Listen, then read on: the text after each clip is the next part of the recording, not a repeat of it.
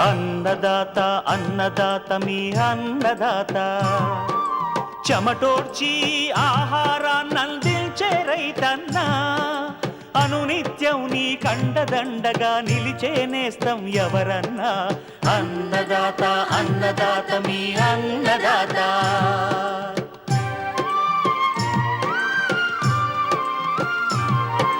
నూతన రీతుల సాగుబడికి, నూరింతలు పెరిగే దిగుబడికి సూచనలిచ్చే సస్య రక్షణకు, పశు పోషణకి శాస్త్ర విజ్ఞానం అందించి ముందుకు నడిపే తెలుగు రైతు భారతదేశానికి మకుటం అయ్యేలా తీర్చిదిద్దే ఆశయంతో మిమ్ము మేలు కొలిపేది అన్నదాత.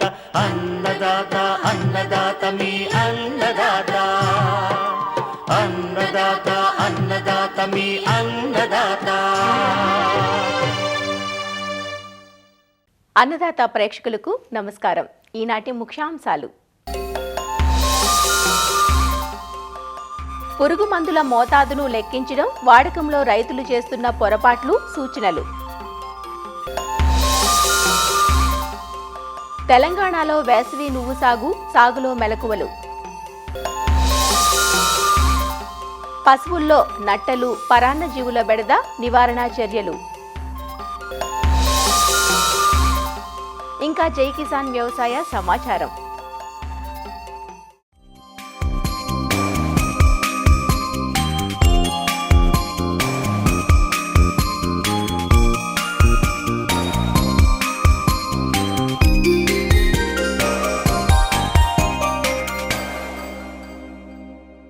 నూనె గింజల పంటల్లో నువ్వు ప్రధానమైనది.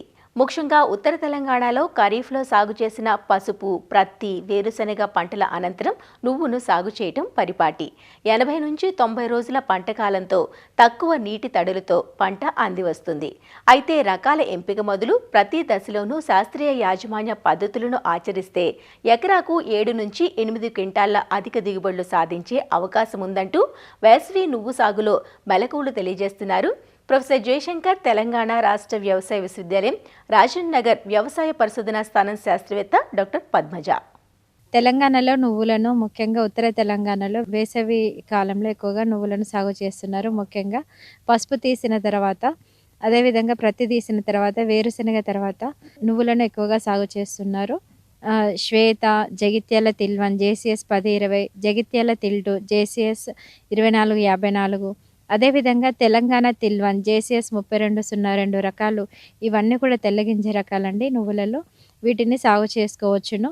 ఈ మధ్య కాలంలో విడుదలైనటువంటి JCS 1020 రకము జడకాతతో కూడినటువంటి తెల్లగింజ రకము. కాలపరిమితి చూసుకున్నట్లయితే 85 నుంచి 90 రోజుల కాలపరిమితి ఉంటుంది. JCS 1020 రకం కనుక చూసుకున్నట్లయితే 4 నుంచి 4.5 క్వింటాల వరకు కూడా వచ్చేటటువంటి అవకాశం ఉంటుంది. అదే పసుపు తీసినటువంటి ప్రాంతాలలో మాత్రము 5 నుంచి 5.5 క్వింటాల వరకు వచ్చేటటువంటి అవకాశం ఉంటుంది. అదేవిధంగా శ్వేత రకం చూసుకున్నట్లయితే కాయలు కింది మీదికి వస్తుందండి. అదేవిధంగా కాలపరిమితి చూసుకున్నట్లయితే 80 నుంచి 85 రోజుల కాలపరిమితి ఉంటుంది. దిగుబడి కనుక చూసినట్లయితే శ్వేత రకం కనుక చూసినట్లయితే 3 నుంచి 3.5 క్వింటాల వరకు దిగుబడి వస్తుంది. తర్వాత JCS 2454 కనుక చూసుకున్నట్లయితే ఈ రకము కాయలు కొంచెం పొడుగ్గా ఉంటాయి. తెల్లగింజ రకము 90 నుంచి 95 రోజుల కాలపరిమితి ఉంటుంది. 3.5 నుంచి 4 క్వింటాల వరకు దిగుబడి వస్తుంది. అదే పసుపు తీసిన తర్వాత చూసుకున్నట్లయితే 4.5 నుంచి 5 క్వింటాల వరకు కూడా దిగుబడి వస్తుంది. రైతులు JCS 1020 ఆల్రెడీ సాగు చేసినట్లయితే అదే విత్తనాన్ని మీరు విత్తనంగా వేసుకోవచ్చండి. అయితే ఫస్ట్ మాత్రం మొలక శాతము కట్టుకోవాలి. దాంట్లో 80 నుంచి 80% కనుక మొలక శాతం కనుక గమనించినట్లయితే మీరు ఆ విత్తనాన్ని వేసవిలో సాగు చేసుకోవడానికి అనుకూలంగా ఉంటుంది. అదేవిధంగా కొంతమంది ప్రోగ్రెసివ్ రైతులు కూడా విత్తనోత్పత్తి చేపట్టడం జరిగింది. తర్వాత నేలలు కనుక గమనించినట్లయితే నీరు నిల్వని నల్లరేగడి నేలల్లో కానీ, ఎర్రరేగడి నేలల్లో కానీ నువ్వులను సాగు చేసుకోవచ్చును. విత్తన మోతాదు కనుక గమనించినట్లయితే 2.5 కిలోల విత్తనం 1 ఎకరానికి సరిపోతుంది. 1 కిలో విత్తనానికి 3 కిలోల పొడి ఇసుక కలిపి వేసుకోవచ్చు. మొక్కల విత్తే దూరం కనుక చూసుకున్నట్లయితే మొక్కకు మధ్య దూరము 15 సెంటీమీటర్లు, సాలుకు మధ్య దూరము 30 సెంటీమీటర్లు ఉండేలాగా విత్తుకోవాలి. విత్తన శుద్ధి కనుక చేసినట్లయితే విత్తనం ద్వారా సంక్రమించేటటువంటి తెగుళ్లను నివారించుకోవచ్చును. 1 కిలో విత్తనానికి 3 గ్రాముల మ్యాంకోజెబ్ని కలిపి విత్తన శుద్ధి చేసుకోవాలి.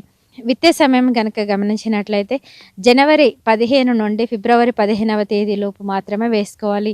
ముందుగానే వేసుకున్నట్లయితే చలి వలన మొక్కల్లో మొలిచేటటువంటి సమయము లేట్ అవుతుంది. అదేవిధంగా లేట్‌గా వేసినట్లయితే ఎక్కువ టెంపరేచర్స్‌కి పూత అంతా కూడా రాలిపోయి దిగుబడి తక్కువగా వచ్చేటటువంటి అవకాశం ఉంటుంది. కాబట్టి రైతులందరూ కూడా జనవరి 15 నుండి ఫిబ్రవరి 15వ తేదీలోపు వేసుకోవాలి. ముఖ్యంగా జేసీఎస్ 1020 రకం జనవరి 15 నుండి జనవరి 30వ తేదీలోపు వేసుకున్నటువంటి రైతులకు అధిక దిగుబడి రావడం గమనించడం జరిగింది. తర్వాత ఎరువుల యాజమాన్యం కనుక గమనించినట్లయితే ఆఖరి దుక్కులో 4 టన్నుల పశువుల ఎరువు కానీ, 1 టన్ను వర్మీ కాంపోస్ట్ కానీ, లేకపోతే 1 టన్ను గొర్రెల ఎరువు కానీ వేసుకోవాలి. తర్వాత 16 కిలోల నత్రజని, 8 కిలోల భాస్వరం, 8 కిలోల పొటాషియం ఇచ్చేటటువంటి ఎరువులను ఆఖరి దుక్కులో వేసుకోవాలి. తర్వాత విత్తిన 30 రోజుల తర్వాత కలుపు తీసిన తర్వాత 18 కిలోల యూరియాను పైపాటుగా వేసుకోవాలి. నీటి యాజమాన్యం కనుక గమనించినట్లయితే విత్తిన వెంటనే నీరు పెట్టుకోవాలి. తర్వాత వారం రోజుల్లోపు మరొకసారి పలచని నీటి తడి ఇవ్వడం వలన మొలకెత్తని విత్తనాలు కూడా మొలకెత్తేటటువంటి అవకాశం ఉంటుంది. ఆ తర్వాత నేల యొక్క స్వభావాన్ని బట్టి, వాతావరణ పరిస్థితులను బట్టి నీటి తడులు పెట్టవలసినటువంటి అవసరం ఉంది. పూత దశ, కాత దశ, అదేవిధంగా గింజ గట్టిపడేటటువంటి దశల్లో తప్పకుండా నీటి తడి పెట్టుకోవాలి. సాధారణంగా కనుక చూసినట్లయితే 5 నుంచి 7 నీటి తడులు ఖచ్చితంగా అవసరం అవుతాయి. కలుపు యాజమాన్యం కనుక గమనించినట్లయితే మనుషులతోటే ఒకసారి విత్తిన 20 రోజుల్లోపు కలుపు తీయించాలి. కలుపు యాజమాన్యం కనుక సరైన సమయంలో చేపట్టకపోయినట్లయితే మొక్క ఎదగక దిగుబడులు బాగా తగ్గిపోయేటటువంటి అవకాశం ఉంటుంది. కాబట్టి కలుపు యాజమాన్యం అనేది ఖచ్చితంగా చేయాలి. సరైన సమయంలో దగ్గర ఉన్నటువంటి నువ్వు మొక్కలను కూడా తీసేసేయాలి. పంట కోత, అదేవిధంగా పంట నూర్పిడి గనక గమనించినట్లయితే రైతులు ఎక్కువగా ఏంటంటే ఆకులు పసుపు రంగులోకి మారిన తర్వాత మాత్రమే కోత చేపడతారు. అలా కాకుండా ఆకులే కాకుండా కాయలు కూడా 75% కాయలు పసుపు రంగులోకి మారిన తర్వాత మాత్రమే కోయాలి. దానివలన మీకు విత్తన నాణ్యత, అదేవిధంగా గింజ నాణ్యత బాగుండి ఆదాయం వచ్చేటటువంటి అవకాశం ఉంటుంది. కోసిన తర్వాత చిన్న చిన్న కట్టలు కట్టుకొని టార్పాలిన్ల పైన నిలబెట్టుకొని నూర్పిడి చేసుకోవాలి. దీనివలన నాణ్యమైనటువంటి నువ్వులను తీసుకోవచ్చును.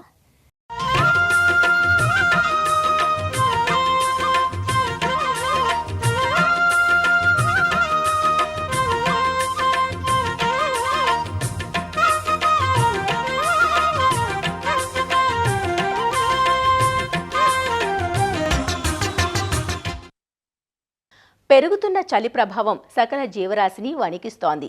ఎక్కువగా ఉన్న పగటి ఉష్ణోగ్రతలు, రాత్రి వేళల్లో కురుస్తున్న మంచు పలు రోగాల వ్యాప్తికి కారణమవుతోంది. ముఖ్యంగా పాడి పశువులపై చలి ప్రభావం మరింత ఎక్కువగా ఉంటుంది. మారుతున్న వాతావరణ పరిస్థితులకు తోడు పరాన్నజీవుల బెడద ఈ కాలంలో ఎక్కువగా ఉంటుంది. పశువుల్లో ఈ పరాన్నజీవుల సమస్య ఎక్కువగా ఉండటానికి కారణాలు, నివారణకు చేపట్టాల్సిన చర్యలను సూచిస్తున్నారు గుంటూరు జిల్లా పశుసంవర్ధక శాఖ joint director doctor KVV Satyanarayana. ఈ నట్లు అనేవి రకరకాలుగా ఉంటాయి. రౌండ్ వామ్స్ అంటే ఏలికపాములు, అలాగే బద్దె పురుగులు, అలాగే జలగల కింద 3 రకాల కింద ఉంటాయి. రైనీ సీజన్ స్టార్ట్ అయిన దగ్గర నుంచి జూలై నెల నుంచి ఎప్పటి వరకు కూడా ఎక్కువగా మనకి అల్పపీడనాలు ఏర్పడతాం, అల్పపీడనాలు వాయుగుండాలుగా ఏర్పడతాం. రైతు సోదరులందరికీ కూడా వ్యవసాయంతో పాటు పశుగ్రాసాలు కూడా తడిసిపోవడం, ఈ తడిసిపోయిన పశుగ్రాసాల్లో మరి ఈ గుడ్లు పెరిగి పాడి పశువులకి అనర్థాలు చేయడం, ఇలాంటి కార్యక్రమాలు జరుగుతున్నాయి. కాబట్టి ఏ పరాన్నజీవులు ఉంటాయో ఆ గడ్డిని తిన్న పాడి పశువుల శరీరంలోకి ఈ గుడ్లు వెళ్ళి అవి పిల్లల కింద రూపాంతరం చెంది అవి మరి దాని శరీరాన్ని, వాటి యొక్క కణజాలాన్ని, రక్తాన్ని, ఆ శరీరంలో ఉన్న అవయవాల కార్యాన్ని కానీ, ఆ లంగ్స్ని కానీ, ఇలాంటి అన్నిటిని కూడా పాడు చేయడం వల్ల మరి పశువు యొక్క శారీరక బరువు తగ్గుతుంది. కడుపులో ఇంటెస్టైన్లో ఉండటం వల్ల వాళ్ళు తిన్న ఆహారం వాటి శరీరానికి వెళ్ళకుండా ఈ పరాన్నజీవులు తినడం వల్ల ఆ రక్తంలో కలగపోవడం వల్ల ఈ పోషక విలువలు, పాలు కూడా దిగుబడి తగ్గుతుంది. ఇలాంటి ఇబ్బందులన్నీ వస్తాయి. కాబట్టి వాటిని నిర్మూలించకపోతే పాలు దిగుబడి తగ్గుతుంది. కాబట్టి ప్రభుత్వం వారు గుర్తించి అధిక పాల దిగుబడి ఉండాలి అంటే పశుగ్రాసాలతో పాటు నట్టల నివారణ కార్యక్రమం కూడా చాలా ఇంపార్టెంట్ అని భావించి ఈ యొక్క కార్యక్రమాన్ని చేపట్టడం జరిగింది. మనం పాడి పశువుల్ని ఎక్కడ పడితే అక్కడ చలమల్లో తాకుండా ఇంటి దగ్గర మనకి వాటర్కి ప్రవహించే వాటర్ తోటైతే ఇబ్బంది లేదు, కానీ నీటి నిల్వ ఉన్న ప్రదేశాల్లో ఈ పాడి పశువుల్ని మేపడం వల్ల అవి గడ్డి తింటూ వాటర్ కూడా తాగుతాయి. ఆ సమయంలో ఆ కంటామినేటెడ్ వాటర్లో కూడా ఈ గుడ్లు ఉండే పరిస్థితి ఉంది. కాబట్టి మనం ఆ గుడ్లని నివారించడానికి ఈ కలుషితమైన ఆహారం కానివ్వండి, కలుషితమైన నీరు కానివ్వండి తాగడం వల్ల ఈ వ్యాధి వస్తుంది. కాబట్టి మనం ఈ కార్యక్రమాన్ని చేపట్టడం జరిగింది.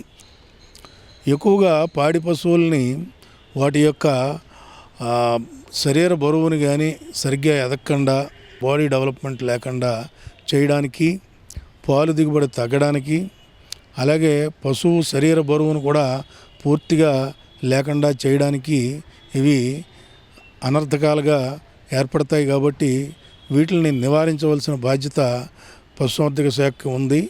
నట్టలు ఎందుకు ఏర్పడతాయంటే జనరల్గా మనకి వర్షాకాలం ప్రారంభమైన దగ్గర నుంచి వర్షాలు తగ్గే వరకు కూడా పశుగ్రాసాలు ఎక్కడైతే పెంచుతారో ఆ ప్యాడీ ఫీల్డ్స్లో ఈ నట్టలు అనేవి పెరుగుతూ ఉంటాయి. గుడ్డి దశ, ఆ గుడ్డి దశలో ఉన్నప్పుడు అవి గడ్డిని మేసినప్పుడు ఈ పాడి పశువులు అవి శరీరంలోనికి వెళ్ళి ఆ కడుపులో వివిధ దశల కింద రూపాంతరం చెంది జలగల కింద మారడం, బద్దె పురుగుల కింద మారడం, ఏలుక పాములుగా మారడం జరుగుతూ ఉంటుంది. వాటిని నిర్మూలించకపోతే లేగదోళ్ళకు కానీ పాడి పశువులకు కానీ శరీరంలో ఎన్నో అనర్థాలు జరిగి పాడి పశువులు అయితే పారుతూ ఉంటాయి, కళ్ళంటా పుసులు కడుతూ ఉంటాయి, బరువు పెరగు, పాలు తగ్గిపోతూ ఉంటాయి. ఇలాంటి లక్షణాలని రైతు సోదరులు వెంటనే గమనించి సమీపంలో ఉన్న పశు వైద్యశాలకి ఆ యొక్క పేడను తీసుకెళ్ళినట్టయితే వాళ్ళు పరీక్ష చేసి వాటి యొక్క లోపల ఉన్న పురుగును బట్టి దానికి సరైన మందుని పశుసంవర్ధక శాఖ సిబ్బంది ఇస్తారు. దానివల్ల ఆ యొక్క వ్యాధిని మనం నివారించుకోవచ్చు. లేగదోళ్ళలో అయితే ఎక్కువ ఏలిక పాములు, బద్దె పురుగులు ఉంటాయి. కాబట్టి ఫెనబెండజోల్, ఆల్బెండజోల్, నిక్లోజమైడ్ ఇలాంటి మందులను వాడుకోవాలి. ఆల్బెండజోల్ అయితే మనం వాటి యొక్క శరీర బరువును బట్టి కేజీకి 5 నుంచి 10 గ్రాముల దాకా ఇచ్చుకోవచ్చు. ఫెనబెండజోల్ అయితే 20 నుంచి 30 mg దాకా ఇచ్చుకోవచ్చు. ప్లాజిక్వాంటాల్ కానీ నిక్లోజమైడ్ కానీ అవి బద్దె పురుగులకు ఉపయోగపడతాయి. కాబట్టి వాటిని కూడా 10 mg చొప్పున శరీర బరువును బట్టి దాని యొక్క శరీరం ఎంత ఉంటుందో చూసుకొని క్యాలిక్యులేషన్ చేసుకొని జాగ్రత్తగా ఇచ్చుకోవాలి.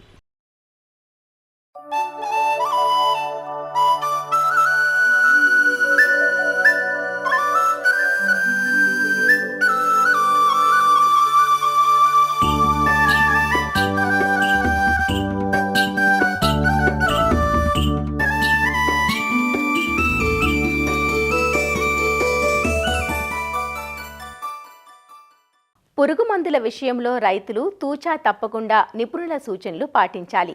అతిగా కాకుండా అవసరమైనప్పుడే విచక్షణతో వాడటం, సమగ్ర సస్యరక్షణలో భాగంగా వాడటంతో పాటు పిచికారీ విషయంలోనూ సరైన శ్రద్ధ పెట్టాలి. రైతులు చాలాసార్లు మోతాదును లెక్కించడంలో విఫలమవడం చూస్తున్నాం. శాస్త్రవేత్తలు ఎకరాకు వాడాల్సిన మందు మోతాదును సాధారణంగా సిఫార్సు చేస్తుంటారు. ఎకరాకు 200 లీటర్ల నీరు వాడతారు. కాబట్టి లీటరు నీటికి ఎంత మోతాదు వాడాలో కూడా సిఫార్సు చేస్తారు. అయితే అధిక శాతం రైతులు చేస్తున్న పొరపాటు ఏమిటో తెలుసా? ఇటీవల వచ్చిన తైవాన్ స్ప్రేయర్లు, పవర్ స్ప్రేయర్లతో ఎకరాకు 120 లీటర్ల నీరే వాడడంతో ఆ నీటికి సరిపడా మోతాదును మాత్రమే లెక్కించుకొని వాడుతున్నారు. అంతేకాని ఎకరాకు వాడాల్సిన మందు మోతాదు వాడటం లేదు. దీనివల్ల మందు గాఢత తగ్గిపోయి మందు పని సామర్థ్యం తగ్గుతుంది. అలా కాకుండా ఎన్ని లీటర్ల నీరు వాడినా ఎకరాకు సిఫార్సు చేసిన మందు మోతాదుని తప్పనిసరిగా వాడుకోవాలంటూ పురుగు మందుల వినియోగం గురించి సూచనలు అందిస్తున్నారు శ్రీ కొండా లక్ష్మణ్, తెలంగాణ రాష్ట్ర ఉద్యాన విశ్వవిద్యాలయం రాజన్నగర్లోని కూరగాయల విభాగం ప్రధాన శాస్త్రవేత్త డాక్టర్ డి అనిత. పురుగులను కంట్రోల్ చేయడానికి వచ్చేవి ఇన్సెక్టిసైడ్స్ అంటాము. శిలీంధ్రాలు కంట్రోల్ చేయడానికి ఫంజిసైడ్స్ అంటాము. తర్వాత కలుపు మొక్కలను నివారించడానికి వీడిసైడ్స్ అంటాము, అంటే గడ్డి మందులు.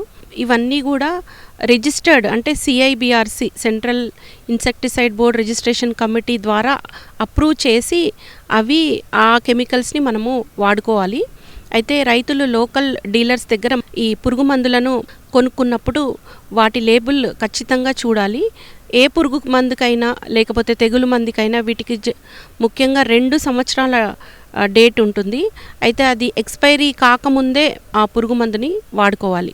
తర్వాత ఆ పురుగు మందులు తెచ్చుకున్న తర్వాత కూడా వాటి సరి అయిన ప్లేస్లో మనము దాన్ని స్టోరేజ్ చేసుకోవాలి. ఆ పురుగు మందులన్నిటికీ కూడా ఈ చిన్నపిల్లలకి దూరంగా, తర్వాత పశువులు ఉండే ప్లేస్లో దూరంగా వీటిని పెట్టుకోవాలి. పిచికారీ చేసే సమయంలో ఈ పిచికారీ చేసే వాళ్ళు సరైన డ్రెస్ వేసుకొని ఉండాలి. ఈ పురుగు మందు మనకి కళ్ళకు కానీ చెవులలో కానీ ఎటు కూడా మన శరీర భాగాల మీద పడకుండా తగిన చర్యలు చేసుకోవాలి. కళ్ళకి కళ్ళద్దాలు లాంటివి, తర్వాత కాళ్ళకి షూస్, తర్వాత ఈ పిచికారీ చేసేటప్పుడు ఆ డ్రెస్ని వేసుకున్నట్టయితే పురుగు మందు అనేది శరీర భాగాల మీద పడకుండా ఉంటుంది. ఈ విధంగా పిచికారీ చేసినట్టయితే మనుషులకు హానికరంగా ఉండదు. ఈ పురుగు మందులు పిచికారీ చేసినప్పుడు చాలామంది ఏ డ్రెస్ వేసుకోకుండా మామూలుగానే పిచికారీ చేస్తూ ఉంటారు. అయితే అది రాను రాను దాని ఎఫెక్ట్ కనపడుతుంది. దీర్ఘకాలిక రోగాలు వచ్చే అవకాశం కూడా ఉంటుంది. ఈ పురుగు మందుల కలిపే విషయానికి వస్తే కూడా పురుగు మందులు ఎంత మోతాజులో కలుపుకోవాలి అన్నప్పుడు పురుగు మందులు కానీ తెగులు మందులు కానీ నీటిలో కలిపేటప్పుడు సపోజ్ మనం ఫిప్రోనిల్ అనేది 2 మిల్లీలీటర్లు లీటర్ నీటికి చొప్పున పిచికారీ చేస్తాము. అయితే అది ఎకరానికి మనము 200 లీటర్లు నీరు వాడతాం కాబట్టి 400 మిల్లీలీటర్లు మనము ఒక ఎకరానికి పిచికారీ చేసుకోవాలి. ఈ మధ్య కాలంలో చాలా రకాల స్ప్రేయర్స్ వాడుతున్నారు. పవర్ స్ప్రేయర్ కానీ, తైవాన్ స్ప్రేయర్స్ కానీ, తర్వాత battery operated sprayer, tractor mounted sprayer, ఇలా రకరకాల స్ప్రేయర్స్ వాడుతున్నారు. ఈ రకరకాల స్ప్రేయర్స్ వాడినప్పుడు మనకి ఎకరానికి ఎంత మోతాదు పురుగు మందు మనము నిర్ధారణ చేసి మనము చెప్తామో అంతే మోతాదు పురుగు మందుని వాడుకోవాలి. ఎన్ని లీటర్ల వాటర్ వాడినా కానీ 400 ml అనేది ఒక ఎకరానికి వాడటం అనేది చాలా అవసరం. ఇప్పుడు ఈ మధ్యకాలంలో డ్రోన్ల ద్వారా కూడా మనం పిచికారీ చేస్తున్నాము. ఎకరానికి మనకు సిఫారసు చేసిన మందుని ఆ ఎకరంలో అంత నీటిలో మనం కలుపుకొని వాడడం అనేది చాలా అవసరం. అయితే ఈ పురుగు మందు పిచికారీ చేసేటప్పుడు కూడా మనకి బాగా ఎండగా ఉన్నప్పుడు లేకపోతే గాలి ఎక్కువగా వీసినప్పుడు ఈ పురుగు మందులను మనం పిచికారీ చేయొద్దు. అతి ఉత్తమమైన సమయం ఏంటంటే పొద్దున ఎండ కాకుండా లేకపోతే సాయంత్రం వేళలో మనము ఈ పిచికారీ చేసుకున్నట్టయితే ఈ పురుగు మందు అనేది మంచిగా పనిచేస్తుంది.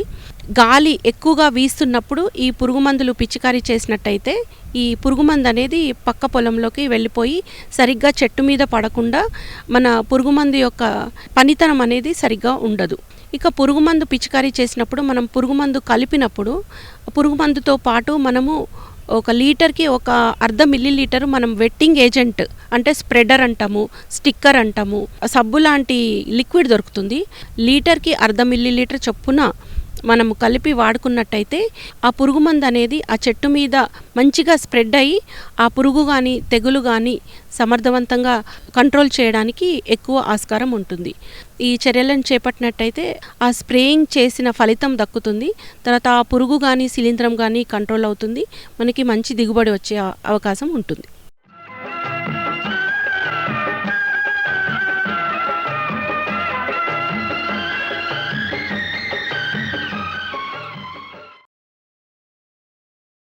అన్నదాత టోల్ ఫ్రీ నంబర్ ద్వారా పంటల సాగులో రైతులు లేవనెత్తే సందేహాలకు దృశ్య రూపం మీకోసం.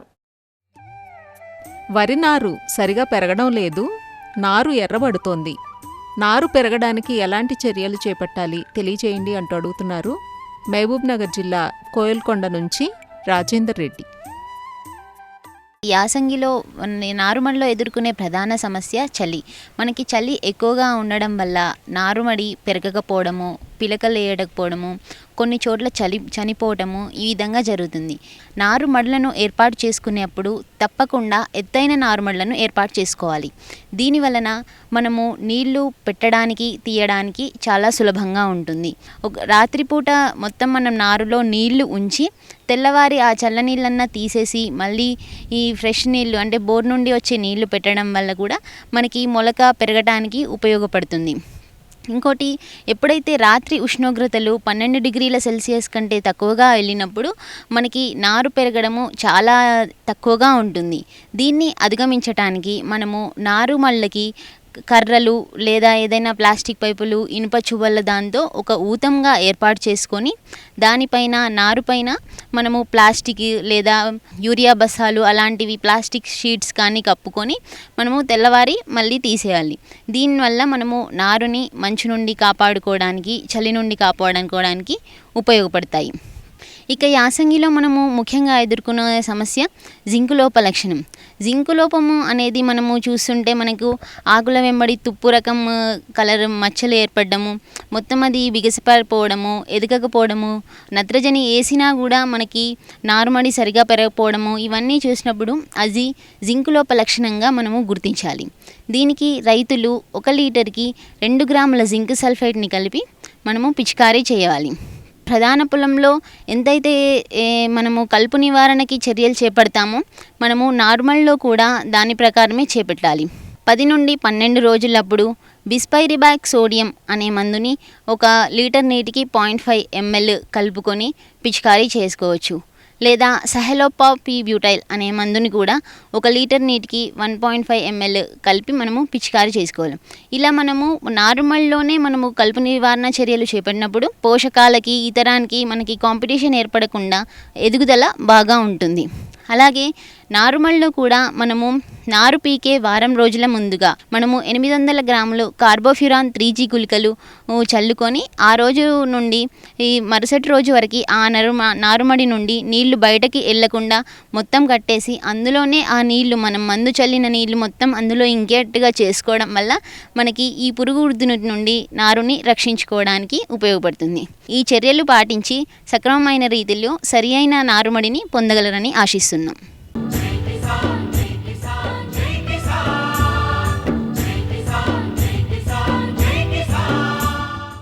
వ్యవసాయ సమాచారం ఇప్పుడు జై కిసాన్లో చూద్దాం. మన దేశంలో పప్పు దినుసుల ఉత్పత్తి పెంచే దిశగా కేంద్ర రాష్ట్ర ప్రభుత్వాలు ప్రత్యేక చర్యలు చేపట్టాయి. ఇందులో భాగంగా నూతన రకాల ఉత్పత్తి, అభివృద్ధి వంటి వాటిపై అధికారులు ప్రత్యేక శ్రద్ధ పెట్టారు. శనగ పరిశోధనకు పేరుగాంచిన నంద్యాల జిల్లా ప్రాంతీయ వ్యవసాయ పరిశోధనా స్థానంలో ఎప్పటికప్పుడు పరిశోధనలు చేస్తూ నూతన రకాలను రైతులకు అందించేందుకు కృషి చేస్తున్నట్లు అఖిల భారత శనగ పరిశోధనా ప్రాజెక్టు సమన్వయకర్త డాక్టర్ శైలేష్ త్రిపాఠి వివరించారు. Andhra Pradesh is an important state in terms of chickpea area and production. శనగ విస్తీర్ణం ఉత్పత్తి పరంగా ఆంధ్రప్రదేశ్ ప్రథమ స్థానంలో ఉంది. సుమారు 2.5 నుండి 3 లక్షల హెక్టార్లలో శనగ సాగు చేయబడుతోంది. శనగ సాగు ప్రధానంగా అనంతపురం, ప్రకాశం, కర్నూలు, నంద్యాల జిల్లాల్లో ఉన్నప్పటికీ నంద్యాల జిల్లాలో ప్రధానంగా అఖిల భారత శనగ పరిశోధన ప్రాజెక్టు ఉండటంతో పంట సాగుపై పలు పరిశోధనలు జరుగుతున్నాయి. ఇక్కడ రూపొందించబడుతున్న రకాలు మన వాతావరణానికి, రైతులు సాగు చేయడానికి అనువుగా ఉంటున్నాయి. ప్రస్తుతం వస్తోన్న రకాలు యంత్రంతో కోయడానికి అనువుగా ఉండటంతో పాటు ఎండు తెగులను తట్టుకుంటున్నాయి. రైతులు సైతం ఇలాంటి రకాలను సాగు చేసి మంచి ఆదాయాన్ని ఆర్జిస్తున్నారు. భారత ప్రభుత్వం నూతనంగా పప్పు ధాన్యాల పథకం ప్రారంభించింది. పప్పు ధాన్యాల ఉత్పత్తిలో స్వయం సమృద్ధి సాధించడమే పథకం ముఖ్య ఉద్దేశం. రబీలో ప్రధానంగా శనగ పంట అధిక విస్తీర్ణంలో సాగవుతోంది. 2030-31 నాటికి 35 మిలియన్ టన్నుల ఉత్పత్తిని సాధించాలనేది పప్పు ధాన్యాల పథకం ప్రధాన లక్ష్యం. అందుకనుగుణంగానే శనగ ఉత్పత్తి పెంచే దిశగా ప్రయత్నాలు కొనసాగిస్తున్నాం. అలానే ఇక్కడ నూతనంగా విడుదల చేసిన NBEG రకాలను ప్రచారంలోకి తీసుకొస్తున్నాం. యంత్రంతో కోత కనువుగా ఉండి ఎండు తెగులను తట్టుకునే ఈ రకాలను రైతులకు పరిచయం చేసేందుకు క్షేత్రస్థాయిలో ప్రదర్శనా క్షేత్రాలు ఏర్పాటు చేసి వివరాలు అందిస్తున్నాం. Which they will follow to get a good yield, and these demonstrations they are then copied by other farmers, and this is how the technology will spread in the state. మరిన్ని విభిన్న అంశాలతో రేపటి అన్నదాతలో మళ్ళీ కలుసుకుందాం. నమస్కారం. అన్నదాతలు తమ సందేహాలు, సమస్యలను 1800-425-4085 టోల్ ఫ్రీ నంబర్లో ఉదయం 10 నుంచి 11 గంటల మధ్య పని దినాలలో సంప్రదించగలరు. ఈ కార్యక్రమాన్ని యూట్యూబ్లో www.youtube.com/అన్నదాత ఈటీవీ లింక్ ద్వారా వీక్షించవచ్చు.